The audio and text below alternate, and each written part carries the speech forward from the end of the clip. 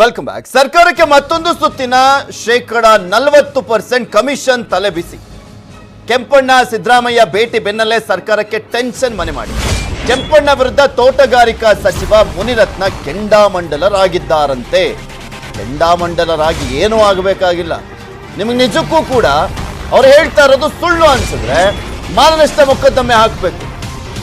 ಆದರೆ ಕ್ಷಮೆ ಕೇಳಲಿಕ್ಕೆ 7 ದಿನ ಅವಕಾಶ ಅಂತಲೂ ಹೇಳ್ತಾ ಇದ್ದಾರೆ ಮುನಿರತ್ನ ಅವರು. ಅವರೀಗ ಆಲ್ರೆಡಿ 1 ವರ್ಷದಿಂದನೂ ಇದನ್ನೇ ಹೇಳ್ತಾ ಇದ್ದಾರೆ ಕೆಂಪಣ್ಣ ಅವರು.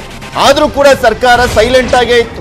ಕೆಂಪಣ್ಣ ವಿರುದ್ಧ ಮಾನನಷ್ಟ ಮೊಕದ್ದಮೆ ಹಾಕ್ತೇನೆ, ಕೆಂಪಣ್ಣ ನಮ್ಮ ವಿರುದ್ಧ ಮಾಡಿರುವಂತಹ ಆರೋಪಕ್ಕೆ ದಾಖಲೆ ಕೊಡ್ಲಿ, 7 ದಿನಗಳಲ್ಲಿ ಕ್ಷಮೆ ಕೇಳದಿದ್ದಲ್ಲಿ ಮಾನನಷ್ಟ ಮೊಕದ್ದಮೆ ಹೂಡ್ತೇನೆ ಅಂತ ಮುನಿರತ್ನ ಅವರು ಹೇಳಿದ್ದಾರೆ.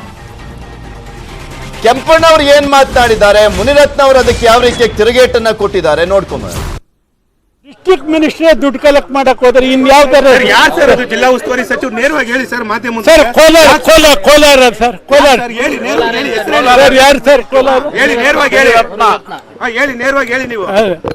ಕೋಲಾರ ಡಿಸ್ಟ್ರಿಕ್ಟ್ ಮಿನಿಸ್ಟ್ರು ನೀವು ಕಲೆಕ್ಟ್ ಮಾಡ್ಕೊಂಡು ಕೊಡದೇ ಇದ್ರೆ ನಿಮ್ಮ ಎಕ್ಸಿಕ್ಯೂಟಿವ್ ಇಂಜಿನಿಯರ್ ಸಸ್ಪೆಂಡ್ ಮಾಡ್ತೀನಿ ಅಂತ. ಆಮೇಲೆ ಮಿಷನರಿ 3 ವರ್ಷದಿಂದ ಕೆಲಸ ಮಾಡಿರೋದು ಮಿಷನರಿ ತಂದು ಚೆಕ್ ಮಾಡುತ್ತೀನಿ ಸರ್. ಇನ್ನು ಪೇಮೆಂಟೇ ಮಾಡಿಲ್ಲ 3 ವರ್ಷದಿಂದ. ಅವ್ರು ಮಿಷನರಿ ಏನ್ ಮಾಡ್ತಾರೆ? ಈಯಪ್ಪ ಕಾಂಟ್ರಾಕ್ಟರ್ ಆಗಿದ್ದಾನಲ್ಲ, ರಾಜಾನಗರದಲ್ಲಿ ಎಷ್ಟು ಕೆಲಸ ಮಾಡಿದ್ದಾರೆ? 10 ವರ್ಷ 10,000 ಕೋಟಿ ಕೆಲಸ ಮಾಡಿದ್ದಾರೆ 2 ಟರ್ಮಲ್ಲಿ. ಏನು RR ನಗರ ಇಂಪ್ರೂವ್ ಆಗಿದೆ? ಒಬ್ಬರ ಮೇಲೆ ಭಾಳ ನೊಂದ ಮನಸ್ಸಿನಿಂದ ಒಬ್ಬ ಗುತ್ತಿಗೆದಾರನಾಗಿ ಬಂದಂಥವು ನಾನು ಇವತ್ತು ಆ ಸಂಘದ ಮೇಲೆ ನಾನು ಒಂದು ಮಾನನಷ್ಟ ಮೊಕದ್ದಮೆ ಹೂಡುವಂಥ ಪರಿಸ್ಥಿತಿ ನನಗೆ ಬಂದಿದೆ. ಭಾಳ ನೊಂದ ಮನಸ್ಸಿನಿಂದ ನಾನು ಇದನ್ನು ಮಾಡಬೇಕಾಗಿದೆ. ಇದನ್ನು ಹೀಗೆ ಬಿಟ್ಟರೆ ರಾಜ್ಯದ ಜನತೆಗೆ ಒಂದು ತಪ್ಪು ಸಂದೇಶ ಹೋಗುತ್ತೆ, ಅದು ಹೋಗಬಾರ್ದು. ಅದಕ್ಕೋಸ್ಕರ ಸುಮಾರು 50 ಕೋಟಿಗಳ ಒಂದು ಮಾನನಷ್ಟ ಮೊಕದ್ದಮೆನ Karnataka state contractor association number 166 5ನೇ ಮುಖ್ಯ ರಸ್ತೆ, ಚಾಮರಾಜಪೇಟೆ, ಬೆಂಗಳೂರು 18 ಈ ಸಂಘದಲ್ಲಿ ಇರ್ತಕ್ಕಂಥ ಎಲ್ಲ ಅಧ್ಯಕ್ಷರು, ಉಪಾಧ್ಯಕ್ಷರು, ಖಜಾಂಚಿಗಳು ಎಲ್ರಿಗೂ ಸೇರಿಸಿ, ಪ್ರಧಾನ ಕಾರ್ಯದರ್ಶಿಗಳು, ಪ್ರತಿಯೊಬ್ಬರು ಎಲ್ರಿಗೂ ಸೇರಿ 50 ಕೋಟಿ ಹಾಕ್ತೀನಿ ಎಲ್ಲರ ಮೇಲೂ. ಯಾಕಂದ್ರೆ ಇನ್ನು ಈ ವಿಚಾರಕ್ಕೆ ಸಂಬಂಧಪಟ್ಟಂತೆ HD ಕುಮಾರಸ್ವಾಮಿ ಅವರು ಮಾತನಾಡಿದ್ದಾರೆ. ಯಾರಿಗಿದೆ ಮಾನ ಮೊಕದ್ದಮೆ ಹಾಕೋದಕ್ಕೆ? ಶಾಸಕರಾಗುವುದಕ್ಕೂ ಕೂಡ ಮೊದಲು ಇವರೇ ಗುತ್ತಿಗೆದಾರ ಆಗಿದ್ರು. ಮುನಿರತ್ನ ಅವ್ರ ಬಗ್ಗೆ ಮಾತನಾಡಿದ್ದು ಕುಮಾರಸ್ವಾಮಿ ಅವರು.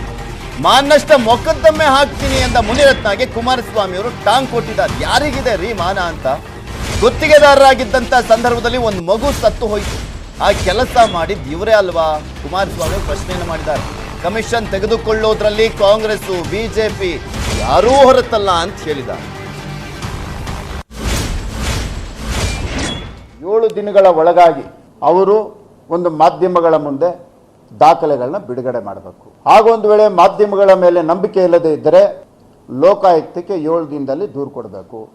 ಒಂದು ವೇಳೆ ಲೋಕಾಯುಕ್ತದಲ್ಲಿ ಏನಾದರೂ ಕೊಡೋದಕ್ಕೆ ದಾಖಲೆಗಳಿಲ್ಲದೆ, ಮಾಧ್ಯಮಗಳಿಗೆ ದಾಖಲೆಗಳ ಬಿಡುಗಡೆ ಮಾಡೋಕ್ಕೆ ದಾಖಲೆಗಳಿಲ್ಲ ಅಂದರೆ ನಿನ್ನೆ ಮಾಡಿರ್ತಕ್ಕಂಥ ಆರೋಪಕ್ಕೆ ಒಂದು ಪತ್ರಿಕಾ ಪ್ರಕಟಣೆಯನ್ನು ಹೊರಡಿಸಿ ಕ್ಷಮೆ ಕೋರಬೇಕು.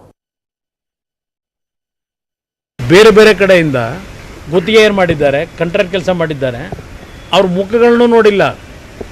100 ಕೋಟಿ ಕೆಲಸ ಮಾಡಿದ್ದಾರೆ. ಬರಬೇಕು ಅವ್ರು ಯಾರು ಕೆಲಸ ಮಾಡಿದ್ದಾರೆ ನನ್ನ ಕ್ಷೇತ್ರದಲ್ಲಿ, ಯಾವನಾದರೂ ನನಗೆ 5 ರೂಪಾಯಿ ತಂದು ಕೊಟ್ಟವ್ರ ಅಂತ ಹೇಳಿ ಓಪನ್ ಚಾಲೆಂಜ್ ಮಾಡ್ತೇನೆ. ಇದು ನಾನು ನಡ್ಕೊಂಬಂದಂಥ ನಮ್ಮ ತಂದೆಯವರ ಕಾಲದಿಂದ ನಾವು ನಡ್ಕೊಂಬಂದಿರ್ತಕ್ಕಂಥದ್ದು. ಇಲ್ಲಿ ಕೆಂಪಣ್ಣ ಅವರು ನಿಜವಾದಂಥ ಮಾಹಿತಿಗಳನ್ನು ಕೊಟ್ಟರೆ ವಿಧಾನಸಭೆಯಲ್ಲಿ ಓಪನ್ ಆಗಿ ಚರ್ಚೆ ಮಾಡ್ಲಿಕ್ಕೆ ನಾನು ತಯಾರಾಗಿದ್ದೇನೆ. ಕೆಂಪಣ್ಣ 1 ವರ್ಷದಿಂದ ಆರೋಪವನ್ನೇ ಮಾಡ್ತಾ ಇದ್ದಾರೆ. ಮುನಿರತ್ನ ಮೇಲೆ ಆರೋಪಿಸಿದ್ದಾರೆ. ಅವರು ಹೋರಾಟ ಮಾಡ್ತಾರೆ. ಬೆಂಗಳೂರಿನಲ್ಲಿ ಸಿಎಂ ಬಸವರಾಜ ಬೊಮ್ಮಾಯಿ ಅವರು ಹೇಳಿಕೆಯನ್ನ ಕೊಟ್ಟಿರುವಂತದ್ದು. ಇಷ್ಟು ದಿನ ಯಾವೊಬ್ಬ ಸಚಿವರ ಮೇಲೆ ಆರೋಪಿಸಿಲ್ಲ ಅಂತ ಮುಖ್ಯಮಂತ್ರಿಗಳು ಹೇಳ್ತಾ ಇದ್ದಾರೆ, ಬಟ್ ಅದು ಸುಳ್ಳು.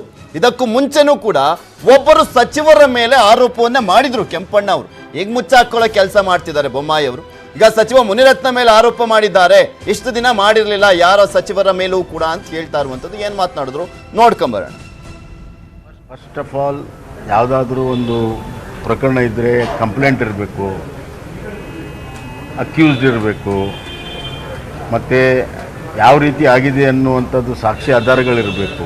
ಸುಮ್ಮನೆ ಪದೇ ಪದೇ ಇದನ್ನು ಹೇಳೋದ್ರಿಂದ ಏನಂದರೆ ಇದು ಸಂಪೂರ್ಣವಾಗಿ ರಾಜಕೀಯ ಪ್ರೇರಿತವಾಗಿದೆ. ಎಲ್ಲ 1 ವರ್ಷ ಆಯ್ತು ರೀ, ಅರೆ ಈಗ ಫಸ್ಟ್ ಟೈಮ್ ಅವ್ರು ಸಚಿವರ ಹೆಸರು ಇಷ್ಟು ದಿವಸ ಯಾರಂತಾನೆ ಅವರು ಅಪಾದನೆ ಮಾಡಿರಲಿಲ್ಲ. ಜನರೆಲ್ಲ ವೇಗಾಗಿ ಹೇಳಿದರು.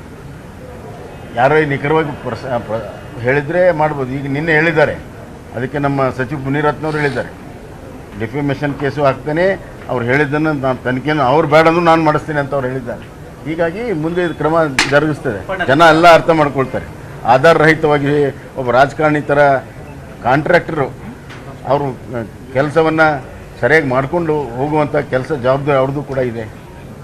ಅದನ್ನು ಬಿಟ್ಟು ಇದೆಲ್ಲದ್ರ ಬಗ್ಗೆ ಮತ್ತಷ್ಟು ಡೀಟೇಲ್ಸ್ ಅನ್ನ ನೀಡ್ತಾರೆ ನಮ್ಮ ಪೊಲಿಟಿಕಲ್ ಬ್ಯೂರೋ ಮುಖ್ಯಸ್ಥರಾಗಿರುವಂತ ಚಿದಾನ್ ಪಟೇಲ್ ನಮ್ಮ ಜೊತೆ ನೇರ ಸಂಪರ್ಕದಲ್ಲಿ ಜಾಯ್ನ್ ಆಗ್ತಾ ಇದ್ದಾರೆ. ಚಿದಾನ್ ಪಟೇಲ್, ಇದು ಹೆಂಗಾಗ್ಬಿಟ್ಟಿದೆ ಅಂದ್ರೆ ಆವು ಸಹ ಎಲ್ಲ ಕೋಲು ಮುರಿಯಲ್ಲ ಅಂತಾರಲ್ಲ ಹಂಗೆ. ಈಗ ಸರ್ಕಾರದ ಮೇಲೆ ಮೇಯ್ನ್ ಆಗಿ ಆರೋಪ ಮಾಡ್ತಾ ಇದ್ದಾರೆ ಕೆಂಪಣ್ಣ. ಹೌದು, ಅದರ ಜೊತೆಗೆ ಎಲ್ಲ 224 ಶಾಸಕರಿಗೂ ಕೂಡ ಕಮಿಷನ್ ಪಡಿತಾರೆ ಅಂತನೂ ಕೂಡ ಹೇಳಿದ್ದಾರೆ.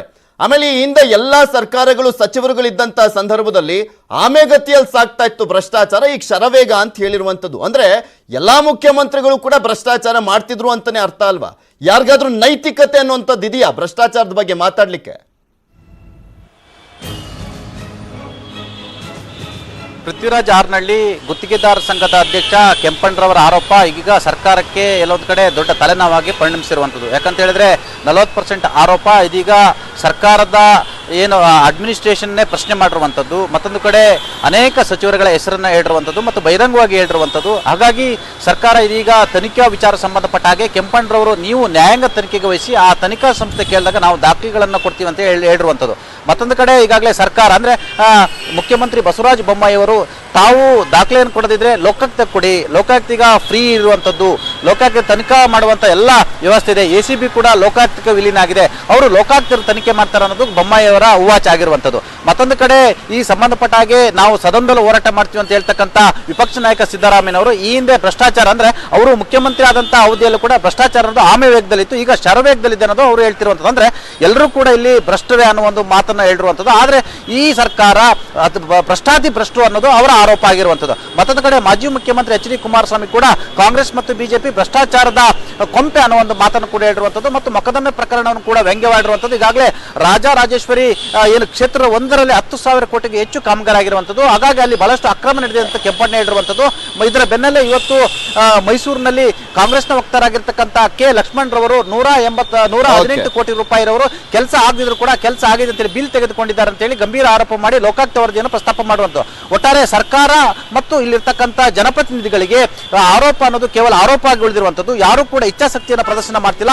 ಮುಖ್ಯಮಂತ್ರಿ ಬಸವರಾಜ ಬೊಮ್ಮಾಯಿ ಕೂಡ ನ್ಯಾಯಾಂಗ ತನಿಖೆಗೆ ವಹಿಸಲಿಕ್ಕೆ ಮುಂದಾಗ್ತಿಲ್ಲ, ಲೋಕಾಯುಕ್ತ ಕೊಡಿ ಅಂತ ಹೇಳ್ತಿರುವಂಥದ್ದು.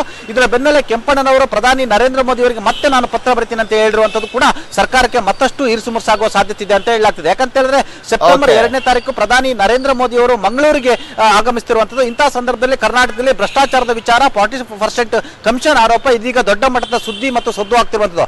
ಒಟ್ಟಿನಲ್ಲಿ ಈ ಕೆಂಪಣ್ಣರವರ ಆರೋಪ ಸಂಬಂಧಪಟ್ಟಾಗೆ ಕೆಂಪಣ್ಣರು ಒಂದು ಕಡೆ ದಾಖಲೆಯನ್ನು ಕೊಡಲ್ಲ ಅಂತಿದ್ದಾರೆ, ಇವರು ದಾಖಲೆ ಕೊಡಿ ಅಂತಿದ್ದಾರೆ. ಮತ್ತೊಂದು ಕಡೆ ನ್ಯಾಯಾಂಗ ತನಿಖೆ ವಹಿಸಿ ಅಂತಿದ್ದಾರೆ, ಇವರು ನ್ಯಾಯಾಂಗ ತನಿಖೆಯನ್ನು ವಹಿಸಿ. ಪಟೇಲ್, ಇದಿನ್ನೂ ಕೂಡ ಯಾವ ರೀತಿಯ ರಾಜಕೀಯ ಜಟಾಪಟಿಯಾಗಿ ಮುಂದುವರಿಯುತ್ತೆ ಅಂತ ಥ್ಯಾಂಕ್ ಯು ಸೋ ಮಚ್ ನಿಮ್ಮೆಲ್ಲ ಡೀಟೇಲ್ಸ್ಗಾಗಿ. ಕೆಂಪಣ್ಣ ಅವರು ಮಾತನಾಡುವಂತ ಸಂದರ್ಭದಲ್ಲಿ ಸರ್ಕಾರದ ವಿರುದ್ಧ ಆರೋಪ ಮಾಡ್ತಿದ್ರು, ಹೌದು. ಅದರ ಜೊತೆಗೆ 224 ಶಾಸಕರು ಕೂಡ ಕಮಿಷನ್ ಕೇಳ್ತಾರೆ ಅಂತ ಹೇಳಿದ್ದಾರೆ, ಒಬ್ಬರನ್ನು ಕೂಡ ಬಿಟ್ಟಿಲ್ಲ.